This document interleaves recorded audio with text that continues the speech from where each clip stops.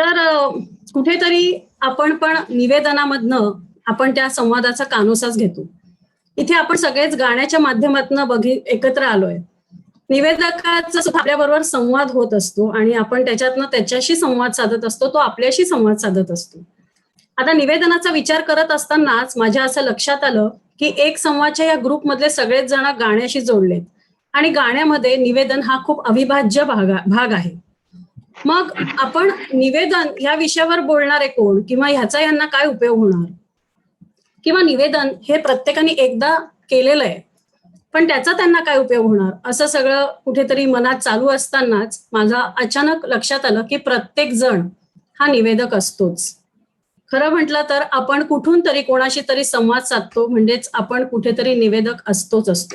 आता सरांनी आपल्याला गणेश उत्सवामध्ये जो अनुभव दिला की आपणच आपल्या गाण्याचं निवेदन करायचं आणि आपणच आपलं गाणं सादर करायचं आणि आपणच आपला प्रोग्राम करायचा, हा खरं तर बऱ्याच जणांच्या आयुष्यातला पहिल्यांदा किंवा बऱ्याच जणांच्या आयुष्यातला खूपदा असलेला हा अनुभव असेल. मग खरा निवेदकाचा जन्म कसा होतो, आता ह्या कानोसा संवादामधनं आपण पुढे सरकणार आहोत आणि बघणार आहोत की निवेदकाचा जन्म नेमका कसा होतो. अगदीच आपण सगळेजण ह्या फेजमधनं गेलेलो आहोत. तुमच्या लक्षात येईल की कुठेतरी अगदीच घरातलं उदाहरण मुद्दाम मी इथे देणार आहे की लहान मूल, आणि थोडंसं रंजक, अजून थोडंसं विस्तृतपणे सांगणार आहे की लहान मूल जेव्हा घरामध्ये सुरुवातीला कशाच्या तरी आधाराने उभं राहतं, तेव्हा उभं राहिल्यानंतर ते इकडे तिकडे पाहतं आणि पाहण्याच्या नादात त्याचा बॅलन्स जातो आणि तिथेच ते खाली पडतं. मग त्या चिमुकल्याला कुठेतरी हे जाणवलेलं असतं की याला धरून आपण उभं राहू शकतो, आपण हे जे काही केलंय ना ते पुन्हा पुन्हा करू शकतो. कारण त्याच वेळी आजूबाजूला असलेली मंडळी आरडाओरडा करत असतात, अरे बघ बघ कसा उभा राहिलाय, बघ कसा उभा राहिलाय. आणि हे त्या मुलाला कुठेतरी त्याचा ऑनर वाटतो. आता लहान मुलाला सुद्धा त्याचं केलेलं कौतुक किंवा त्याची केलेली प्रशंसा ही कळत असते. मग पुन्हा तो तीच ऍक्शन रिपीट करतो. आता उभं राहण्यासाठी तोल जो सावरायचा असतो तो नेमका काय आहे हे नेमकं त्याला पुन्हा तीच ऍक्शन केल्यामुळे कळू लागतं. आता त्याने नजर इकडे तिकडे जरी वळवली तरी ते तोल जाऊन पटकन पडत नाही आणि आता ते नुसतं मान वर करून बघत असताना प्रत्येकाकडे पाहतं, तेव्हा प्रत्येकाचे ते चित्कार त्याला ऐकू येतात आणि अचानक त्या सर्वांच्या आरड्याओरड्यात सहभागी होण्यासाठी दोन्ही हात एकमेकांवर आपटून टाळी वाजवायला ते मूल ज्याला धरून उभं असतं ते सोडतं आणि पुन्हा खाली पडतं. ही घटना पुन्हा पुन्हा घडते. त्या मुलाचे आजूबाजूला असलेले आई वडील, भाऊ बहीण, आजी आजोबा हे जे कोणी असतात ना ते कौतुकाने टाळ्या वाजवतात आणि आपण हे जे काही करतोय हे ह्यांच्यासाठी रंजक ठरतंय ह्याची त्याला जाणीव होते आणि तेच तो पुन्हा पुन्हा करतो आणि त्याच्या लक्षात येतं की हे ह्या माणसांना आवडतंय. इथेच माणसातला पहिला निवेदक जन्म घेतो. कारण निवेदकाचं बेसिकली कामच हे आहे की कुठली तरी गोष्ट रंजकपणे आपल्यापर्यंत पोहोचवणं, कथन करणं. त्यामुळे एक आयुष्यातला माहीत नसलेली व्यक्ती म्हणजे ते लहान मूल त्या क्षणी अनाहूतपणे निवेदकाच्या भूमिकेत शिरू शकतो. तर मग तुम्ही आम्ही निवेदक होऊ नाही शकत? नक्कीच होऊ शकतो. मग त्याचा पुढे जाऊन निवेदनाचा पुढचा भाग म्हणजे संवाद. आता आपण संवाद म्हणजे एक संवाद होणं गरजेचं असतं. आपण तो संवाद कशा पद्धतीने होतो ते आता बघणार आहे की प्रत्येकाच्याच आयुष्यामध्ये परत आता आपल्या सर्वसामान्यांमधलंच उदाहरण मी देणार आहे की एक बदलीच्या गावाला जेव्हा आपण कुठेतरी जातो, आपली बदली होते आणि त्या कॉलेजमध्ये आपण पहिल्यांदा जेव्हा प्रवेश करतो त्या ठिकाणी एक अनोळखी, अनाहूतपणे, अनभिज्ञ असं आपण असतो. आपल्याला कोणाचीच ओळख नसते. ते 49च्या 49 जी काही मुलं असतात त्यांच्यामध्ये आपण अनोळखी असतो. ही पहिल्या दिवशीची आपली झालेली जी काय परिस्थिती असते ती वर्षभरानंतर असं लक्षात येतं की ह्या वर्गातले प्रत्येकच जण आपल्या ओळखीचे झाले, किंबहुना आजूबाजूच्या वर्गातले सुद्धा आपल्या ओळखीचे मित्रमैत्रिणी झालेले आहेत आणि आपण त्यांच्यातले एक होऊन गेलेलो आहे. मग आता हे सगळं कशामुळे घडतं? संवादामुळेच घडतं ना. कुठून तरी हा संवाद तयार होतो आणि आपण त्यांच्यातले होऊन जातो. मग ही संवादाची वेगवेगळी माध्यमं आहेत. संवाद खरं म्हणजे गप्पांमधनं होतो, चित्रकलेमधनं सुद्धा होतो. चित्रकार जेव्हा तो ते चित्र काढतो तेव्हा तो काहीतरी विचार घेऊन आपल्याशी संवाद साधण्याचाच प्रयत्न करत असतो. त्या चित्राला आपण आपल्या परीने बघतो आणि त्या चित्रातनं आपण संवाद साधत असतो. असं होता होता कथा कथनातनं सुद्धा संवाद होतो. आता ह्या व्यतिरिक्त संवादाची आणखी एक महत्वाची गोष्ट म्हणजे नात्यांमधला संवाद. आता गंमत बघा, हा संवाद शब्दांनी होतो, डोळ्यांनी होतो, शरीर भाषेतून सुद्धा होतो. जोड्या वेगवेगळ्या असतात. म्हणजे प्रियकर प्रेयसीचा संवाद असतो, मित्रमैत्रिणींचा संवाद असतो, मैत्रिणी मैत्रिणीचा संवाद असतो, भावाचा बहिणीशी होणारा संवाद किंवा भावाभावांचा संवाद. आता रंगलेल्या गप्पा हा संवादाचा अतिउत्कृष्ट असा नमुना आहे. मग नातं बदललं, व्यक्ती बदलली की संवाद बदलतो. आईचा मुलीशी होणारा जो संवाद आहे हा गुजगोष्टींचा असतो, पण तीच आई जेव्हा मुलाशी संवाद साधते ती त्या पद्धतीने साधत नाही ज्या पद्धतीने ती मुलीशी बोलते. अतिशय थ्रिलिंग, रोचक असा जो संवाद असतो तो नवरा बायकोचा. त्या संवादामुळे आपल्याला कळलं की भिंतींनाही कान असतात. तर प्रियकर प्रियसीचा संवाद शब्दविणच असतो, तिथे शब्द असलेच पाहिजे असं काही नाही. नातं बदललं की संवाद बदलतो, नाही का? हे लक्षात घेतलं की संवादाची खुमारी तुमच्या नक्की लक्षात येईल. संवाद जितका छान तितका त्यातला आनंद छान. निवेदकाचा संवाद जितका छान तितका त्याचा आनंद छान. मग जर हे नात्यातलं असेल, हा संवाद जितका नात्यातला छान तितकं ते जीवन बहरेल आणि नातं फुलेल. मग आता ऍक्च्युली गाण्याच्या कार्यक्रमात जो निवेदक असतो तो पण एक संवाद साधत असतो, हे मगाशी मी तुम्हाला म्हंटल. तो काय करतो, तो रसिक आणि कलाकार यांच्यामधला दुवा बनून आपल्या समोर येतो. आपल्याला जे पटलंय, म्हणजे त्याला जे पटलंय, जे त्यांनी जाणलंय, ते त्यांनी आत्मसात केलंय, ते तुमच्या आमच्यापर्यंत तो पोहोचवत असतो. असाच हा संवाद. आता इथे मैत्रिणी दिसत आहेत, दोन मैत्रिणी एकमेकींशी भेटल्यानंतर कडकडून मिठी मारतात आणि एक मैत्रीण ओक्साबोक्शी रडायला लागते. आता दुसऱ्या मैत्रिणींनी तिला काही न बोलता सुद्धा त्या भावनांमधनं सुद्धा संवाद होतो आणि कळतं की काहीतरी यांच्यामध्ये संवाद झालेला आहे. तसाच आपण पुढे जाऊन बघितलं तर एक आध्यात्मिक पातळीवरचा संवाद उदाहरणच द्यायचं झालं तर व्याघ्र सिंहासनावर बसून चांगदेवांच्या भेटीला येणारा चांगदेव, जो ज्ञानदेवांच्या पेक्षा कैक वर्षांनी मोठा होता, त्यांना भिंत चालवताना पाहून तो स्तिमित झाला आणि त्यांना लिहून पाठवावं असं त्यांनी ठरवलं. पण लिहिण्यासाठी हातात लेखणी घेतल्यावर त्याला तीर्थरूप म्हणू की चिरंजीव म्हणू असा प्रश्न पडला आणि त्या संदिग्ध अवस्थेत मायनास न लिहिल्यामुळे तपशीलच लिहिला गेला नाही आणि कोरा कागद ज्ञानेश्वर माऊलींकडे त्याला पाठवला. त्या कोऱ्या कागदाला ज्ञानेश्वरांनी उत्तर दिलं, ती चांगदेव पासष्टी. मग हा कुठला संवाद, हा कसा झाला? हा जसा एक आध्यात्मिक पातळीवरचा संवाद होता. त्यांच्यात काय डिस्टर्बन्स आहेत का? ऐकू येत आहे ना? येतंय येतंय येतंय. ठीक हो रहा है, आवाज ठीक है, क्लियर है. Okay, thank you. तर ज्ञानेश्वर माऊलींकडे त्याने पाठवला. त्या कोऱ्या कागदाला ज्ञानेश्वरांनी उत्तर दिलं, ती चांगदेव पासष्टी. हा कुठला संवाद, कसा झाला? हा जसा एक आध्यात्मिक पातळीवरचा संवाद होता, त्याच्यात चांगदेवांना जे समजायचं ते समजलं आणि जे उमजायचं ते उमजलं. पण हेही एक प्रकारचं निवेदनच नाही का? जसा हा एक आध्यात्मिक पातळीवर संवाद आहे, तसाच एक आपल्या सगळ्यांचा परिचयाचा, समाजातला एक डिक्टेटरच्या भूमिकेत दिसणारा असा एक आद्य निवेदक असं म्हणता येईल. तो पण एक निवेदकच असतो, तो म्हणजे भटजी. आता तो जे सांगेल ते श्रद्धेने, मनामध्ये कुठलीही किंतु परंतु न ठेवता आपण त्याचं सगळं ऐकत असतो. मग तो एक ज्ञाता आहे, त्याला तो एक जाणकार आहे अशा भूमिकेतनं आपण त्याच्याकडे बघत असतो. तसाच निवेदक व्यासपीठावर बसल्यानंतर आपण तो एक ज्ञाता आहे, तो एक जाणकार आहे ह्याच भूमिकेतनं त्यांच्याकडे बघतो, त्यांच्यावर विश्वास ठेवतो, त्यांना एक मान देतो. तात्पर्य एवढंच की निवेदन म्हणजे एका व्यक्तीने अनेक व्यक्तींशी साधलेला संवाद. तो सहज असावा, समोरच्याला रंजक वाटेल अशा पद्धतीने सांगितला जावा. त्याच्याबरोबर समोरच्या व्यक्तीच्या मनामध्ये एक कुतूहल जागृत झालं पाहिजे. अरे पुढे काय होणार अशी उत्सुकता दाटून राहिली पाहिजे. आणि तशा पद्धतीने तो संवाद साधला गेला तो संवादी आणि निरंतर असाच होतो. मग आता त्याच्या पुढे जाऊन बघितलं तर खूप वेगवेगळे आज माध्यम आहेत संवादाची, पण अजून त्याच्यामधलं महत्वाचं माध्यम म्हणजे शरीराचा संवाद, शरीर भाषा.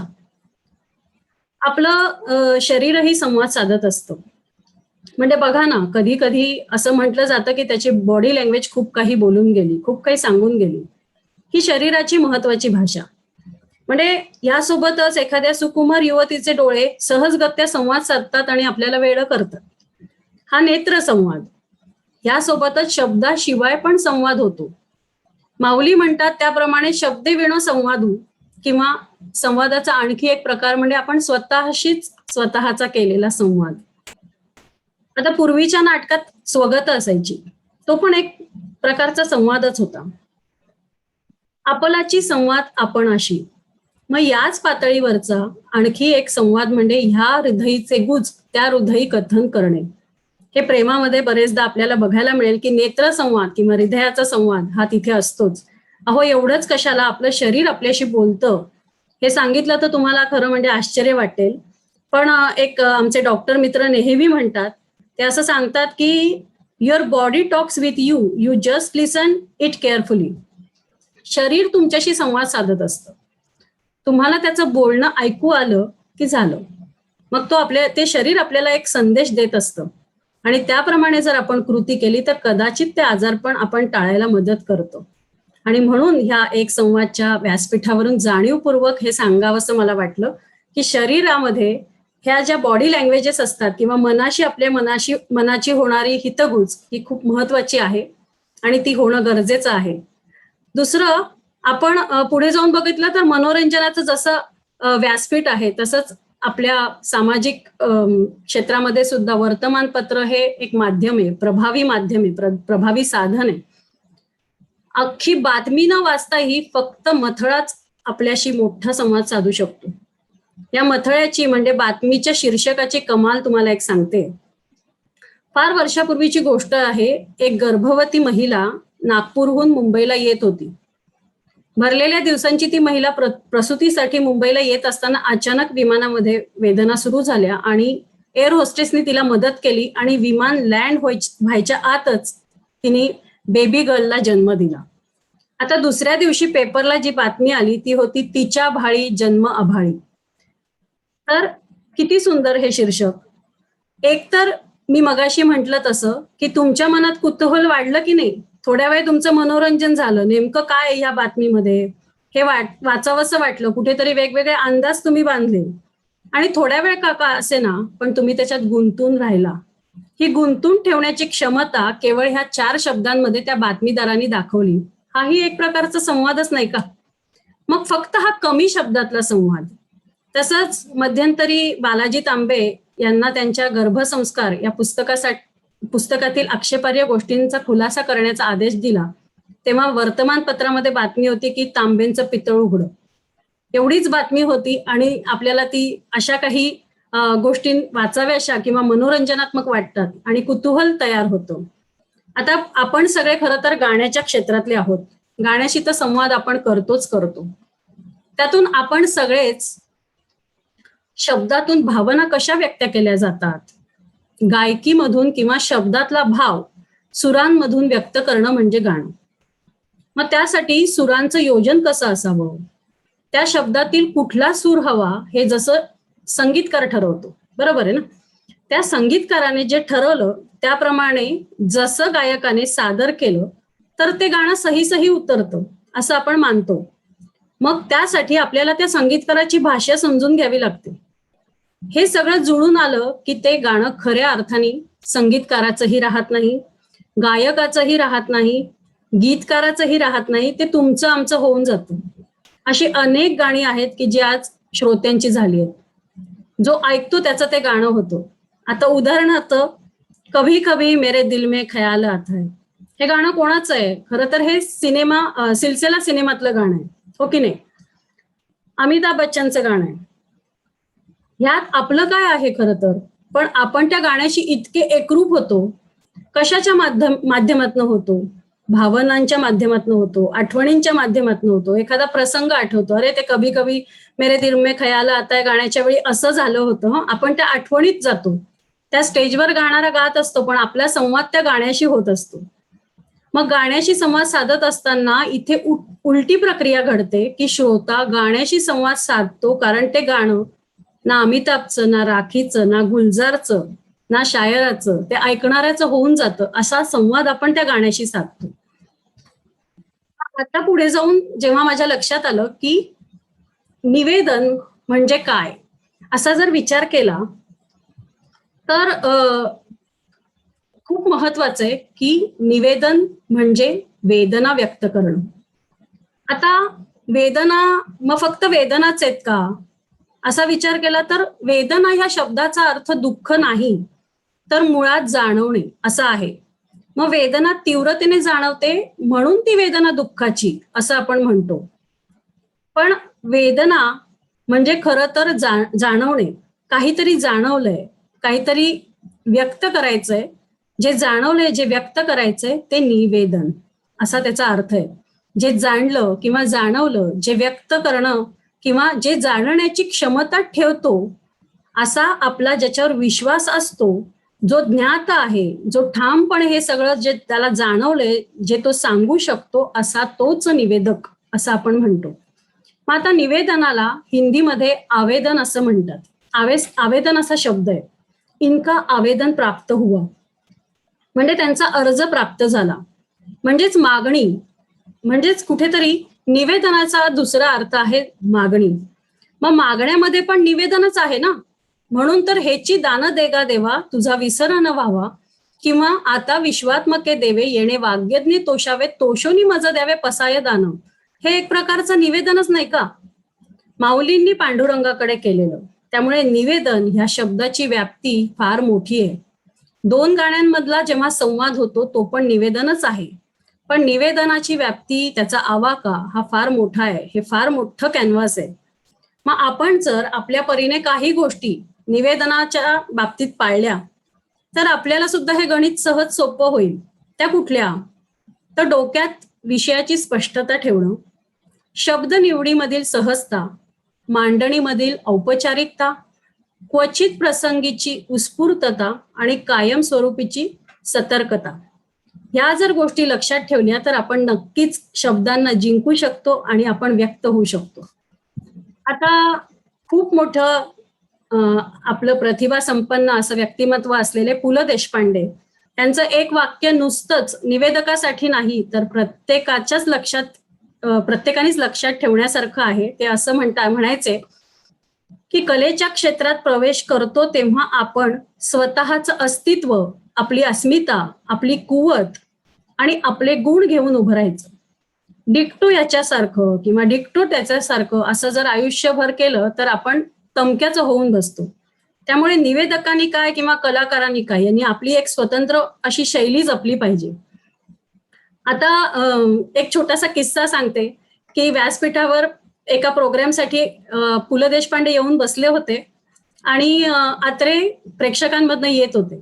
पु ल देशपांडेंच्या समोरचा माईक सुरू होता आणि ते आत्रेंच्या एवढ्या बलाढ्य शरीराकडे बघून शेजारच्या माणसाला म्हणाले, हे बघ रेडा येतोय, बघ रेडा. माईक सुरू असल्यामुळे आत्रेंनी त्यांचा जो काही झालेला संवाद आहे तो ऐकला होता.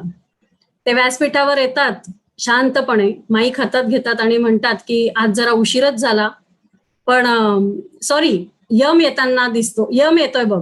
तर ते म्हणतात की आज यमाला यायला उशीर झाला कारण त्याला घेऊन येणारा रेडा इथे आधीच येऊन बसलाय. तर ही जी त्यांच्यामध्ये असलेली उत्स्फूर्तता आहे, ह्या मोठ्या लोकांकडनं आपण खरंच शिकण्यासारख्या गोष्टी आहेत की संवादक म्हणजे खरं असतो अंतरपाठ, मध्ये स्वस्तिक कोरलेला, साहित्य, नाट्य, संगीत आणि कला याने भरलेला आणि भारलेला असा हा संवादक. कधी असतो खोचक, कधी असतो सूचक आणि सदैव रोचक. आता मी आणि निवेदन याच्यावर जर विचार केला तर हा विषय मला इथे आवर्जून सांगावासा वाटतो की निवेदन याच्या अनुषंगाने बोलताना एक संवादच्या माध्यमातून एवढ्या वेळ मी जे काही तुमच्याशी बोलले ते निवेदन ह्या विषयावरच मी केलेलं मुक्तचिंतन हा माझा विचार, जो तुम्हाला पटावाच असा माझा आग्रह नाही, पण माझ्या लोलकामधून पाहिल्यावर मला निवेदक जसा जसा दिसला, जसा जसा भेटला, तसा मी तुम्हाला दाखवण्याचा प्रयत्न केला. या विषयाचा विचार करताना मला प्रकर्षाने जाणवलं की, किंवा सांगायला आवडेल की, प्रशांत काळुंद्रेकर सरांची मी 3 फेब्रुवारीला जी मुलाखत घेतली त्यामध्ये खरं तर मी 25 प्रश्न काढले होते.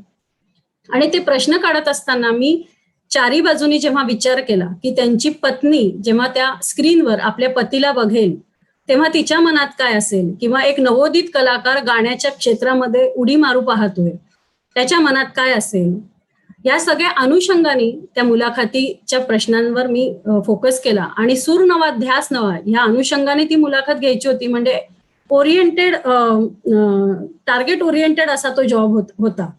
त्यामुळे सर्वसामान्यांच्या मनातले प्रश्न तिथे विचारणं मला जास्त ग्राह्य वाटलं. आणि दुसरी गोष्ट म्हणजे त्याच प्रकारे आपण नवरात्र उत्सवाचा जो काही कार्यक्रम सरांनी अरेंज करून दिला, आपण त्या नवरात्र उत्सवामध्ये ग्रुप वाईज कार्यक्रम केला. मी सतीश जी आणि मनोज माधवी यांच्या बरोबर होते आणि तिथे मला थोडासा निवेदन सांभाळण्याचा कार्यभाग मिळाला. तर या सगळ्यांमधनं एक लक्षात आलं की अभ्यासोनी प्रकटावे. आपण थोडासा अभ्यास केला, त्या दृष्टीने विचार केला तर आपण प्रत्येक जण हे निवेदन करू शकू. थोडेसे श्रम घ्यायला पाहिजे, थोडंसं चाकोरीपेक्षा बाहेर आउट ऑफ बॉक्स जाऊन बघितलं पाहिजे. आता त्यातून मी शिक्षिका आहे हे विसरून चालणार नाही, तर संवाद तिथे खूप जास्त महत्वाचा असतो जो मी करत आले. पण प्रत्येकच मूल काही बोलणारं नसतं. काही मुलं हे काहीच न बोलणारे असतात. मग त्यांच्या डोळ्यातनं, त्यांच्या भावनेतनं, त्यांच्या बॉडी लँग्वेजमधनं ती भाषा समजून घेण्याचं काम सुद्धा कुठेतरी करता आलं. आणि त्याचा त्यांच्या हालचालींमधनं, त्यांच्या गोष्टी समजून घेण्यामधनं इथे संवादाचा आणि माझा तसा संबंध आला. आपण सगळेच निवेदन करू शकतो हे मगाशीच मी तुम्हाला म्हटलं. मग कसं, तर खरं तर मोठे मोठे निवेदक काय म्हणतात की जितक्या सोप्या भाषेमध्ये तुम्ही संवाद साधाल तितकं तुम्ही प्रेक्षकांच्या अधिक जवळ जाल.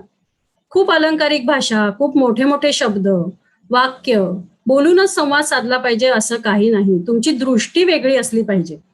थोडं चाकोरी बाहेर जाऊन कसं बघावं, म्हणजे आउट ऑफ बॉक्स, हे या मोठ्या लोकांना नुसतं ऐकलं तरी आपल्या लक्षात येईल. म्हणजे बघा ना, आपल्याला माहीत असलेल्याच गोष्टी असतात तर आपण त्या अँगलनी कधीच विचार करत नाही. पण पु ल देशपांडे मात्र ते वेगळ्या अँगलनी विचार करणार आहे. त्यांची उत्स्फूर्तता फार वेगळी, त्यांची ही खासियत होती. सहजपणे बोलण्याची त्यांच्याकडे एक वेगळीच कला होती. ते कसं, तर इथे अजून एक किस्सा सांगेन की पुण्याच्या बालगंधर्व रंगमंदिर हे आपण खरं तर सगळ्यांनीच बघितलेलं आहे. तिथे जेव्हा त्याचं उद्घाटन होतं त्यावेळी पु ल म्हणाले, तुम्हाला सांगतो एखादी वस्तू कुठे उभी राहावी याला सुद्धा फार महत्व आहे. गंमत बघा, इथे बाहेरच्या बाजूला पुरुषाच्या वेशातली स्त्री म्हणजे झाशीची राणी आणि आत स्त्रीच्या वेशातला पुरुष म्हणजे बालगंधर्व, असं अर्धनारी नटेश्वर याची 2 रूपं ज्या वास्तूत आहे तिथे नटरंगाचं मंदिर उभारलं जातंय, ही फार विलक्षण बाब आहे. अशा वास्तूतल्या जागेतल्या गोष्टी आपणही खरं तर बघत असतो. पण पु ल कशा नजरेतून पाहत होते, कसं निरीक्षण, कशी शब्द मांडणी, कशी उत्स्फूर्तता आणि वाटेतून जाता जाता वेळीच त्या जागा दाखवण्याची क्षमता, हे सगळे गुण त्यांच्यात होते. पु ल देशपांडे यांचं कोणतंही भाषण इतकं संवादी, इतकं सहज होण्याचं कारण मला असं वाटतं की 20 माणसं असू दे नाहीतर 2 लाख, ते आपलंसं करून बोलायचे. म्हणजे त्यांचा पहिलाच शब्द असायचा, तुम्हाला सांगतो. मग तुम्हाला सांगतो मध्ये प्रत्येक माणसाला असं वाटायचं की ते मलाच सांगतायत, माझ्याशीच भेटलेत, माझ्याशीच बोलतायत. दुसरं असं की एखादी व्यक्ती सज्ञान, सत्तेनं, संपत्तीनं, वलयानं मोठी असेल तर मग तिला कसं भेटायचं असं आपल्या मनात कायम प्रश्न पडतो. आणि मग तिला भेटणं योग्य का, त्यांचे विचार जाणून घेणं योग्य का, हे सगळं आपल्याला योग्य आहे माहिती असलं तरी आपण कुठेतरी नकारात्मक विचार आधी करतो की कसं भेटतील, हे किती मोठी व्यक्ती आहे, हे कसे आपल्याशी काही बोलतील. तर सुधीर गाडगीळ यांचा आणि कवी ग्रेस यांचा एक किस्सा आहे की सुधीर गाडगीळ यांना काही मुलाखतीच्या कामानिमित्त ग्रेस यांना भेटायचं होतं आणि ते काहीही त्यांची अपॉइंटमेंट न घेता त्यांच्या दारावर जाऊन धडकले. आता सुधीर गाडगिळांना हे माहिती होतं की त्यांचे नियम असे आहेत की त्यांना अपॉइंटमेंट शिवाय ते भेटायला तयार नसतात. तरी पण त्यांच्या दारावरची बेल वाजवताच कवी ग्रेस बाहेर आले आणि त्यांनी पहिला प्रश्न विचारला की तुम्हाला आमच्या घरातला नियम माहिती नाहीये का? तर सुधीर गाडगीळ म्हणाले की हो, तुम्ही तुम्ही अपॉइंटमेंट घेतल्याशिवाय कोणालाच भेटत नाही आणि अपॉइंटमेंटचा चॉईस सुद्धा तुमचाच असतो. मग तेव्हा ग्रेस म्हणाले की तरी सुद्धा तुम्ही येण्याची हिंमत केली. तर तेव्हा सुधीर गाडगीळ म्हणाले की कसं आहे ना, समजा आता तुम्ही मला हकलून दिलं तर हे मला आणि तुम्हालाच माहितीये, पण तुम्ही मला आत घेतलं तर उद्या ही महाराष्ट्र टाइम्सची बातमी होईल. म्हणजे ही सगळी त्यांच्या दोघांमधल्या ह्या चर्चेमधनं नंतर ग्रेस यांनी त्यांना आत घेतलं आणि त्यांच्याशी मनमुराद गप्पा मारल्या. आता खूप जणांची अशी धारणा असते की मी दिसायला चांगला नाहीये, माझी उंची चांगली नाही, मी गोरा नाही किंवा गोरी नाही, मग मी कसं काय मुलाखतकार किंवा निवेदक होऊ शकेल. पण ह्या गोष्टी इतक्या महत्वाच्या नाहीच आहेत. त्या स्टेजवर बसून आपल्याला काही अभिनय नाही करायचा आहे. त्याही पेक्षा निवेदक किंवा सूत्रसंचालक हा एक डिक्टेटर असतो. तो ह्या सगळ्या कार्यक्रमामध्ये सेंटर ऑफ अट्रॅक्शन असतो. सेंटर ऑफ अट्रॅक्शन असतो म्हणजेच तो काय फार हिरो आहे म्हणून नाही, तर त्याच्याकडे जेव्हा ती सगळी सूत्र अतिशय विश्वासाने सोपवलेली असतात, ह्या कार्यक्रमामध्ये रंजकता आणि रंग तो त्याच्या क्षमतेने किंवा त्याच्या पद्धतीने कसा भरतोय आणि कार्यक्रम कसा उत्तम पद्धतीने तो पुढे नेतोय, ही त्याची जादू बघायला सगळे तिथे बसलेले असतात. आणि म्हणूनच महत्वाचा असा भाग की तुम्ही सुद्धा म्हणजे निवेदक बाजूला बसून दुय्यम स्थानी बसून सुद्धा त्या कार्यक्रमामध्ये रंगत भरू शकतो. मग एखाद्या कार्यक्रमाला किंवा कोणत्याही कार्यक्रमामध्ये त्याच्या पद्धतीने आणि त्याच्या पैलूने त्यांनी तो संवाद साधायचा असतो. आता निरोगी मनासाठी सुद्धा संवाद महत्वाचा आहे. संवाद म्हणजे नुसतं बोलणं नव्हे, संवाद म्हणजे विचारांची देवाणघेवाण. आता मी ह्या शेवटच्या टप्प्यावर येते की मन जसं कुकरची शिट्टी आपण दाबून धरली आणि ती होऊच दिली नाही तर स्फोट होईल. आता जशा मूलभूत गरजा आहेत की अन्न, वस्त्र, निवारा ह्या आपल्या शारीरिक मूलभूत गरजा आहेत, तसं मनाची मूलभूत गरज संवाद आहे. ते जर झालं नाही तर आपली कुठेतरी घुसमट होते. संवाद म्हणजे नुसतं बोलणं नव्हे, संवाद म्हणजे विचारांची देवाणघेवाण. दुसऱ्याकडे विचार व्यक्त करण्याची माणसाला जशी गरज असते तशी दुसऱ्याचे विचार ऐकून घेणे ही सुद्धा मनाची गरज आहे. आणि आत्ताच्या या कोरोनाच्या काळात तर ती आहेच आहे. आणि ही सुद्धा मनाची एक महत्वाची गरज आहे. विचारांच्या देवाणघेवाणीमध्ये आपल्या विचारांना नवा आयाम मिळतो, आपल्या सृजनशीलतेला नवे पैलू पडतात, आपल्याला आपल्या ज्ञानात भर पडते, आपल्या व्यक्तिमत्वाचं, आपल्या उणीवांचं आपल्याला मूल्यांकन करता येतं, आपलं मानसिक आरोग्य सुदृढ राहावं. थोडक्यात काय तर संपन्न व्यक्तिमत्वासाठी निरोगी मन आवश्यक आहे. आपल्या मनाशी सुद्धा आपण संवाद साधला पाहिजे. आपल्या मनामध्ये जाऊन डोकावून बघितलं पाहिजे की त्याला त्याची गरज काय आहे. त्याला फक्त त्या निरोगी मनाला संवादाची गरज असते. आणि म्हणून या सगळ्या आतापर्यंतच्या मी संवादाच्या वेगवेगळ्या गोष्टी तुमच्या पुढे सांगितल्या. त्यातून मला एकच लक्षात आलं की बोलू लागा, ऐकू लागा एकमेकांना समजून घेऊ लागा, पण तो संवाद साधला पाहिजे. याची खरंच आज गरज आहे. आणि प्रत्येक जण ह्या संवादामधूनच एक उत्तम निवेदक घडवू शकतो. आपण सगळेच निवेदक आहोत, फक्त त्या वेगवेगळ्या माध्यमातून आपण त्याच्याकडे बघतो. तर आपण ह्या गाण्याच्या माध्यमातून जर का निवेदनाकडे बघितलं किंवा निवेदकाकडे बघितलं तर आपण त्याचा अभ्यास करून नक्कीच एक निवेदकाच्या भूमिकेत शिरू शकतो, असं माझं वैयक्तिक मत आहे. तर तुम्हाला हे माझं जे काही मुक्त चिंतन आहे ते कदाचित पटलेलं असेल असं मी इथे मानते आणि माझे हे जे काही त्याच्यावरचे विचार आहे ते थांबवते. धन्यवाद. सुपर वा, very very nice project ma'am. मस्त. प्राजक्ता खूप छान, मस्त झालं. प्राजक्ता खूप छान बोलली. Thank you. मिळवून ठेवलं. थँक्यू. Excellent, excellent. तर अजून एक सांगायचंय खरं म्हणजे अजून एक सांगायचंय की खरं म्हणजे निवेदन या विषयावर बोलण्यासाठी मी तयारच नव्हते. पण जसं सर आणि शर्मिष्ठा यांचं मला जसं बॅकअप असतं तसं यश आणि मुळात यशनी मला सांगितलं की तू निवेदनावर काहीतरी बोल आणि त्या दृष्टीने काहीतरी विचार करता आला. तर सगळ्यांचे मनपूर्वक आभार मानते मी आणि सेशन संपवते. चालेल चालेल. Anybody wants to ask her anything or anything? Prajakta is slide show बंद करत आहे.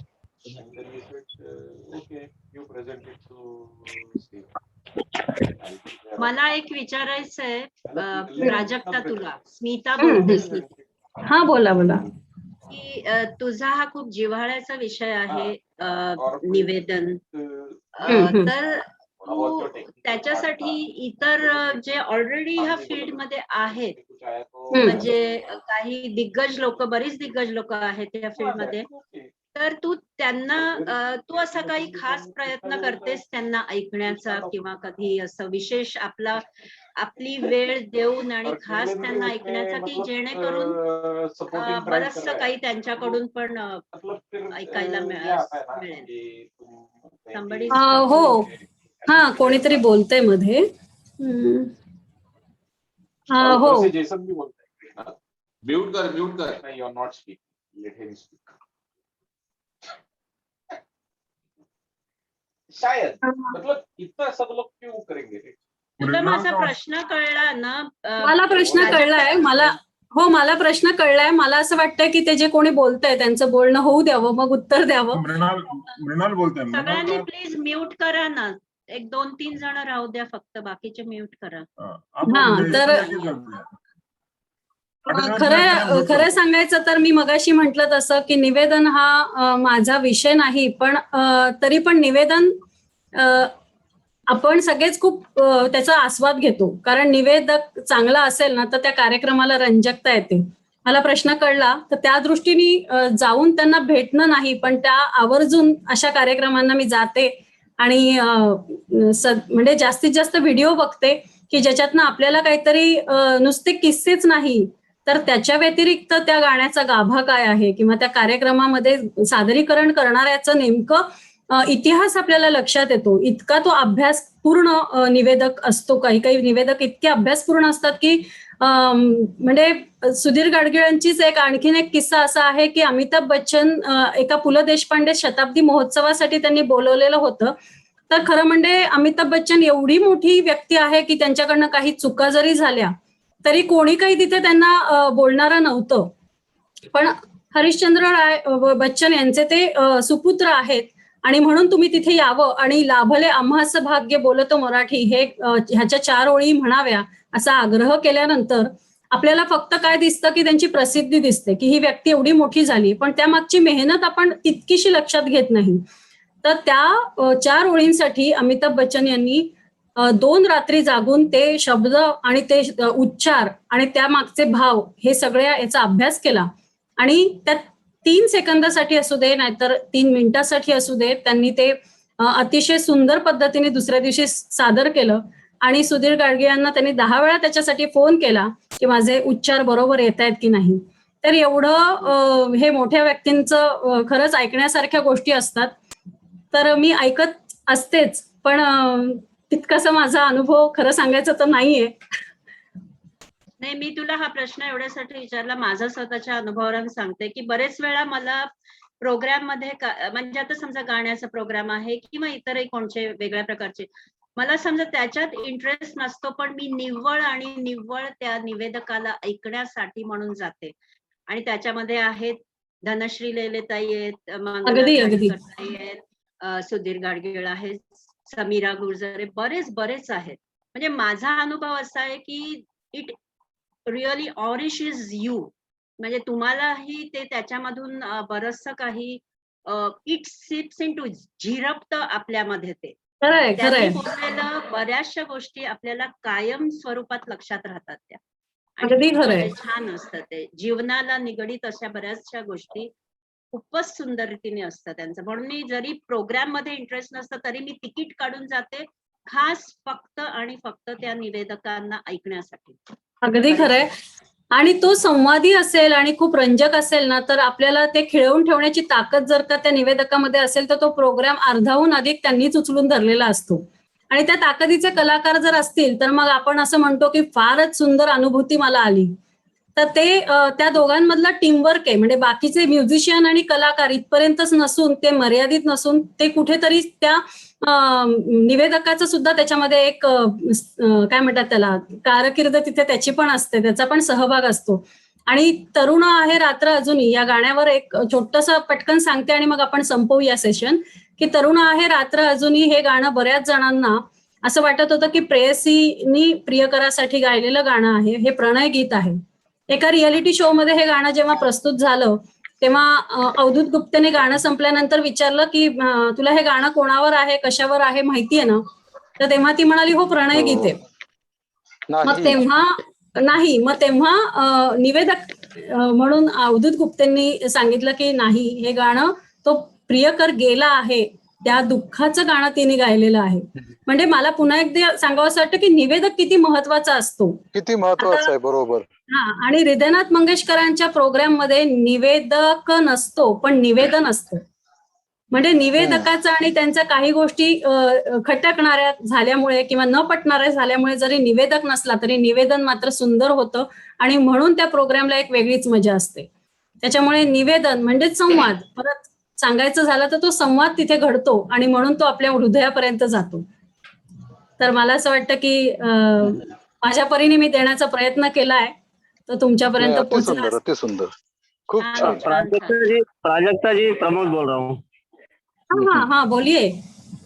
हाँ, जैसा अभी आपने लास्ट में जो बोला ये हृदयनाथ मंगेशकर के प्रोग्राम के बारे में, मेरा क्वेश्चन मेनली उसी के ऊपर बेस है कि नॉर्मली हम देखते हैं जब कोई बड़े दिग्गज कलाकारों का प्रोग्राम होता है, ठीक है, एक या उससे अधिक, तो उस समय एक निवेदक जो होता है उसके सर पे एक बहुत बड़ी जिम्मेदारी होती है कि या तो वो किस कलाकार का ज्यादा गुणगान करे या उसके बारे में बताए, या किसी दूसरे कलाकार के लिए, क्योंकि उसको बैलेंस करना बहुत ही मुश्किल हो जाता है। किसी का ईगो हर्ट नहीं होना चाहिए, और कभी कभी उसी उलझन में जो वो प्रस्तुतिकरण करने वाले रहते हैं उसके बारे में बताना भूल जाता है।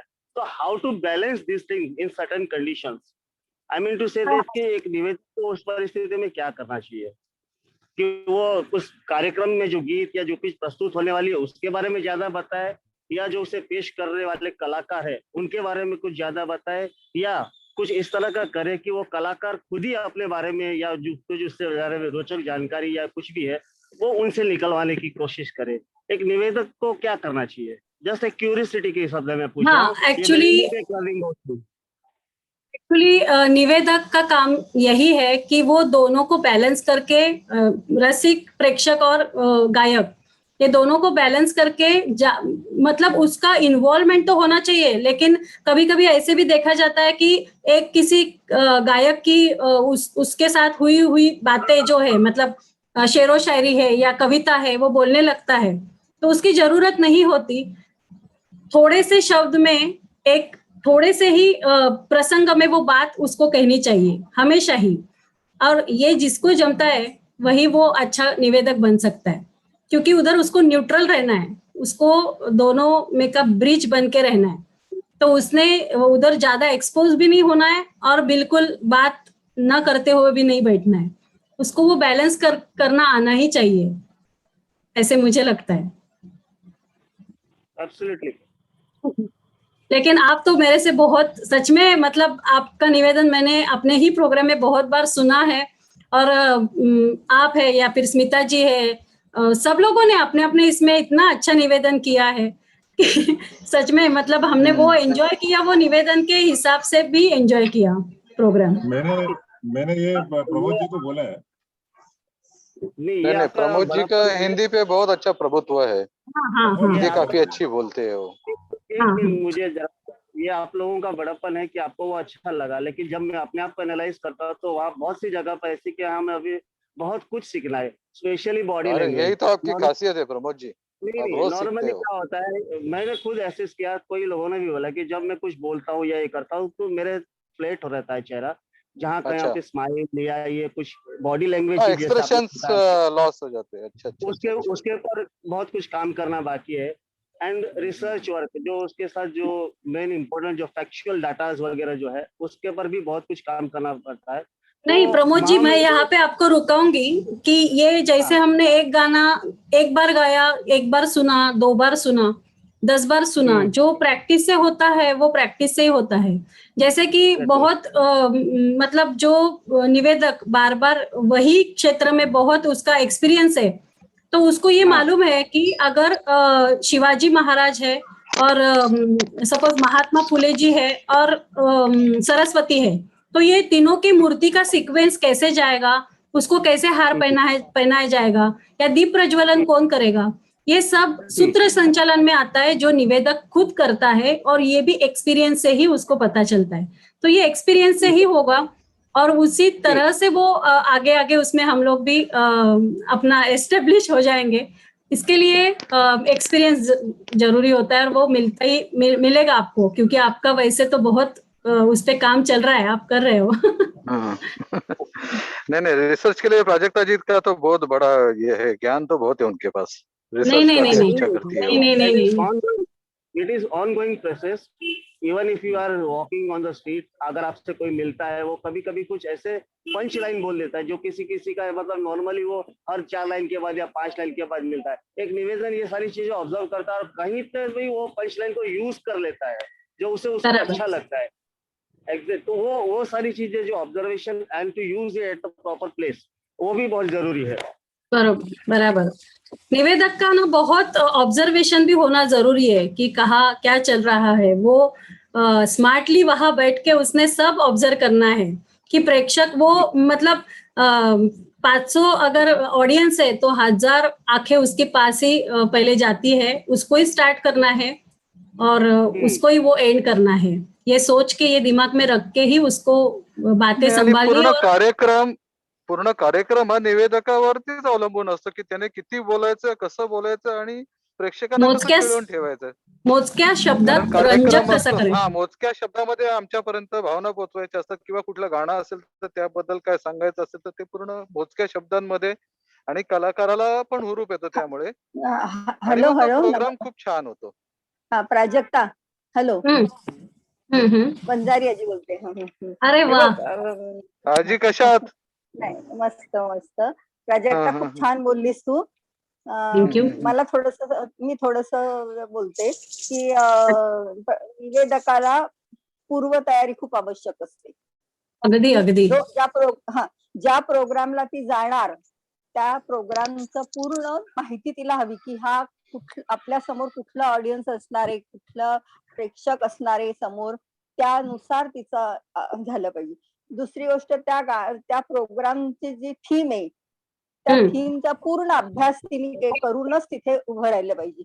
तिसरी गोष्ट की तिच्यात त्या निवेदकाला प्रसंगावधान अतिशय महत्वाचं आहे. म्हणजे जरी तयारी केली तरी ऐन वेळेला काहीही तिला अशी गोष्ट येते की तिला पटकन ती सुचली पाहिजे की तिने तिथल्या तिथे वेळ मारून नेली पाहिजे. अगदी हा, अगदी. बदल घडतात काही काही ऑन द स्पॉट. पटकन बदल घडतात, काहीतरी एखादं गाणं. नाही, आता श्रीधर फडकेंच्या तर श्रीधर फडकेंच्या गाण्यामध्ये असं कायम असतं की ते कधीच लिस्ट देत नाही निवेदकाला, आणि निवेदका आणि नाही, दुसऱ्याही काही गोष्टी घडू शकतात. तर त्यावेळेस हो. प्रसंगावधान हा गुण निवेदकांमध्ये असायलाच पाहिजे. किंवा कारण अगदी. एवढा मोठा प्रोग्राम करायचा तर प्रसंग काही येऊ शकतो आणि त्यावेळेला त्याचं भान निवेदकाने ठेवलंच पाहिजे. म्हणजे अभ्यास, समोरचा ऑडियन्स काय आहे, त्या कार्यक्रमाची थीम काय आहे, त्याच्या मागची पार्श्वभूमी काय आहे, आणि प्रसंगावधान आणि त्या पूर्ण गोष्टीचा अभ्यास करून पूर्ण तयारीनिशी तो जर बसला आणि समजा एखाद्या गावामध्ये प्रोग्राम असला तर तुम्ही त्याची अगदी अलंकारित भाषा वापरून चालणार नाही. तर अगदी. त्याला आपण त्याच्या जवळ जाऊ, त्याच्या मनात उतरू आणि त्याला तो निवेदक आणि प्रेक्षक यांच्याशी एक चांगलं घट्ट नातं जोडलं जाईल अशा तऱ्हेने जर संवाद साधला तर तो कार्यक्रम अतिशय होतो. म्हणजे ह्या सगळ्या गोष्टी सुद्धा निवेदकाला अतिशय आवश्यक गोष्टी आहेत. बरोबर. आणि तयारीने बसला तर मग तो प्रोग्राम गाणी जरी नीट चांगली झाली तर फक्त एकट्याच्या याच्यावर सुद्धा कार्यक्रम तो उचलून धरू शकतो, एवढी त्याच्यामध्ये अगदी ताकद अगदी असते. हम्म. अगदी. म्हणजे इतकं प्रसंगावधान असावं लागतं की कधी कधी त्यांनी सांगितलेलं गाणं एखाद्या दुःखाचं असेल पण गाणं वेळेवर बदललं आणि जर का ते गाणं आनंदाचं चुकून घेतलं गेलं तर तिथे सुद्धा त्याला कुठल्या तरी बाजूनी ते सांगावं लागतं की ही सकारात्मकता तुम्हाला द्यावी लागली कारण तुम्ही सगळेजण कुठेतरी दुःखात बुडू नये म्हणून किंवा अशा पद्धतीची काहीतरी शब्दरचना किंवा शब्द फेक त्यावेळी करावी लागते आणि ते गाणं किंवा तो प्रसंग त्यांना सांभाळून घ्यावा लागतो. हे निवेदकाचं मुळात महत्वाचं काम आहे, तेच तो सांभाळत असतो पण दुय्यम राहून कधीही त्याचा लुडबुड न होऊ देता. हे त्याचं महत्वाची खासियत आहे असं म्हणता येईल. म्हणजे तो जे काही जिंकतो, जे काही मनात शिरतो ते शब्दांनी शिरतो, संवादातनं शिरतो, बाकी त्याचं तिथलं काही स्थान नाहीये. तर खूप छान सतीशजी. हा, आता तू जे बोललीस ते प्रसंगावधान त्याच्या अनुषंगाने एक एक्सपिरियन्स शेअर करते. लास्ट इयर ठाण्यामध्ये आम्ही एक कार्यक्रम केला होता आणि अचानक आमची निवेदिका नव्हती, त्याच्यामुळे आम्हाला सगळं करायला लागलं होतं ते. आणि सगळा प्रोग्राम झाला आणि अगदी शेवटचं गाणं होतं, ते गाणं होतं सावरकरांचं. आणि त्यावेळेला लाईव्ह माईक नव्हते, काहीच नव्हतं आमच्याकडे. मग आम्ही ते असं केलं की सावरकरांचं गाणं म्हणणं हे काही साधं सुद्धा काम नाही, हे सावरकरांनी दाखवून दिलं. आणि सावरकरांना असं वाटत होतं की आमचा स्वतःचा आवाजात त्यांचं गाणं सादर व्हावं, म्हणून मला वाटतं हे माईक पडले असावेत, असं आम्ही ते सावरून धरलं आणि त्यामुळे आमचा कार्यक्रम पडला. सुंदर. आता अजून एक शेवटचं फक्त अगदी 2 मिनिटाचे म्हणून सांगते की अत्रेंना एकदा एक गोखले नावाचे गृहस्थ भेटले आणि म्हणाले, काय अत्रे तुम्ही तर तुमच्या शब्दांवर एवढी ताकद आहे, आता जरा कोटी करा ना कोटी. खरं म्हणजे या मोठ्या लोकांच्या नादी लागू नये हे त्या गोखलेंना लक्षात आलं नाही आणि त्यांनी अत्रेंना म्हटलं की करा ना कोटी, मी तुम्हाला 2 शब्द देतो. आता अत्रे म्हणाले मी काय कोटी करणार, तर म्हणे नाही करा ना. तर शब्द असे होते की एक बांबू आणि एक बासरी. तर ते म्हणाले की कृष्णाच्या हातात बासरी दिली तर कृष्णाच्या हातात बांबू दिला तर त्याची बासरी होते आणि गोखलेंच्या हातामध्ये बासरी दिली तर त्याचा बांबू होतो. इतकं सहजपणे त्या गोष्टीला त्यांनी कोटीमध्ये बांधलं त्या 2 शब्दांना. ही ताकद या मोठ्या लोकांकडे आपल्याला खरं म्हणजे ही संपत्ती आहे की ही माणसं आपल्या बरोबर आपण त्यांच्या याच्यामध्ये आहोत आणि हजर जबाबी लोक. हजर जबाबीपणा आणि सतत विवेक बुद्धीचा वापर करून बरोबर त्या गोखलेंना उत्तर देण्याची जी काही ताकद आहे या मोठ्या लोकांमध्ये, आज आपल्याला त्यांचे व्हिडिओ का असेल आपण उपलब्ध आहेत, आपण त्यांना बघू शकतो. मग वक्ता असू दे नाहीतर निवेदक असू दे, तो त्यांनी नेहमी हजर जबाबीपणा आणि एक कुठेतरी स्मार्टनेस त्याच्यामध्ये असला पाहिजे, उत्स्फूर्तता उत्साह असला पाहिजे. नुसतं सौंदर्यच महत्वाचं नाहीये, हे वारंवार सगळ्यांनी सांगितलं. किंवा अलंकारिक भाषाच महत्वाची नाहीये, तर तुमच्याकडे ज्ञान किती आहे आणि तुम्ही समोरच्याला कसं खेळवून ठेवता हे जास्त महत्वाचं आहे. खूप मजा आली मला. अगदी. प्राजक्ता जी, इसमें और मैं एक ऐड करना चाहूंगा कि एक निवेदन क्या रहता है कि वो आपको डिस्क्राइब करता है, सिचुएशन क्या रहती है, एक वर्णन करता है. इसका एक बहुत ही अच्छा उदाहरण आपको हिस्ट्री में मिलेगा. पृथ्वीराज चौहान जब बंदी हुए थे तब उनके मित्र जो थे वो गौरी के सामने वो कहाँ पर बैठे हैं, कितनी दूरी पर है, कितनी ऊंचाई पर है. उन्होंने एक दोहे के माध्यम से पृथ्वीराज चौहान को वो समझाया था, जिनकी आंखें नहीं थी, और उसके आधार पर उन्हें पूरा पिक्चर उसको मालूम पड़ गया. यानी कि जिसको दिखता भी नहीं है, निवेदन ऐसा व्यक्ति है कि उसके सामने वो पूरा सजीव चित्रण प्रस्तुत करता है कि उसको पूरा इमेजिन होता है कि ये एग्जैक्टली ये चीज है. That is the power of निवेदन. तो पृथ्वीराज चौहान ने उनके निवेदन के आधार पर वो बाण चलाया और उसको मारा था. तो एक निवेदन के पास देखो कितना पावर है कि उन्होंने पूरा का पूरा सीन क्रिएट किया था. That is the main thing. तो एक निवेदन के लिए अरे संजय ने तो पूरा महाभारत बताया भाई निवेदन करके. तो ये वैसे तो नारद मुनि सबसे पहले निवेदक थे और उनमें इतना पावर था कि दो भगवान के बीच में झगड़ा लगा देते थे. और सुलझाते भी वही थे, फिर रास्ता भी वही बताते थे. बरोबर. ऍक्च्युली मला याच्यामध्ये निसर्गाच्या बरोबर जो संवाद आहे तो पण सांगायचा होता, पण मी आता तो स्किप केला कारण थोडासा वेळेचं पण भान ठेवलं पाहिजे असं लक्षात आलं. आणि आधीचा पण प्रोग्राम इतका सुंदर आणि महत्वपूर्ण आणि खूप माहिती देणारा होता. आणि आज आपल्याला टेक्नॉलॉजीशी सुद्धा जुळवून घ्यायचंय, कारण ते आता आपली एक मूलभूत गरज झालेली आहे. आणि जेव्हा आपण ऑफलाईन होऊ तेव्हा परत आपल्याला त्या व्यासपीठावर बसलेले सगळेजण आणि त्याच्याबरोबरचा तो निवेदक हे पण चित्र बघायचंय, म्हणून हा पण एक विषय घेऊन मी आले. तर खूप मजा आली तुमच्या सगळ्यांबरोबर गप्पा मारताना. माझ्याकडनं काही चुकलं असेल किंवा काही पुरेसं पडलं नसेल, काही माझ्याकडनं त्रुटी झाल्या असतील तर मला तुम्ही समजून घ्यालच अशी आशा करते, कारण हा आपला एक संवाद एक परिवार आहे असं मी मानते. छान आणि झालं. एवढे दिवस झाले समजलो आम्ही. आम्हाला पण नाही मजा असंच निवेदन करत राहा आणि आम्ही पण प्रेक्षक बनून बघायला येऊ तुझे कार्यक्रम. फक्त तू पास देत जा आम्हाला बस. ओके तसं नाही. आणि अजून एक खरं सांगायचं म्हणजे की आपल्या जागर मराठीच्या प्रोग्रामच्या वेळी खरं म्हणजे राजेंद्रजी पाटणकरांची खूपच मदत झाली. आणि त्यावेळी मी फक्त दिसलं असं की ही काय फक्त मानच हलवते आहे, पण ती पण एक कलाच आहे ग. तसं नाही. पण राजेंद्रजी पाटणकरांचं सुद्धा आता मला इथे मार्गदर्शन मिळालेलं आहे आणि वारंवार ते मिळत आलंय, कारण ते आपल्या एक समाजच्या परिवारातलेच एक आहेत. तर असं हे खूप सुंदर, त्यांच्याकडनं पण खूप शिकण्यासारख्या गोष्टी आहेत. त्यांचं निवेदन याच्यावर खूप काय म्हणतात त्याला, चांगला मास्टरी आहे त्यांची. प्रभुत्व आहे. वन स्मॉल ऑब्झर्वेशन, जर तुम्ही प्राजक्ताचा मागचा बॅनर आणि सतीशचा मागचा बॅनर बघितलं, हे दोन्ही मला वाटतं नितीननेच केलंय, पण कलर बघा ना कसा वेगळा टाकलाय. नाही, पण माझं हे उलट झालंय, कारण ते मला लक्षात नाही आलं. नाही, बरोबर दिसतंय. सरळ दिसते. केवढे वेगळे आहेत, म्हणजे त्यांनी 2 बॅनर्स करून पाठवलेत का तुम्हाला? हो, वेगवेगळे करून पाठवले. खरंच नितीनची सुद्धा कमाल आहे की नितीनची कमाल आहे भाई, नितीनची कमाल आहे. तर आपण लवकरच या सगळ्या सिच्युएशन मधनं बाहेर पडू आणि सगळेजण भेटून छान प्रोग्राम करू, अगदी छान किस्स्यांचं निवेदन करू.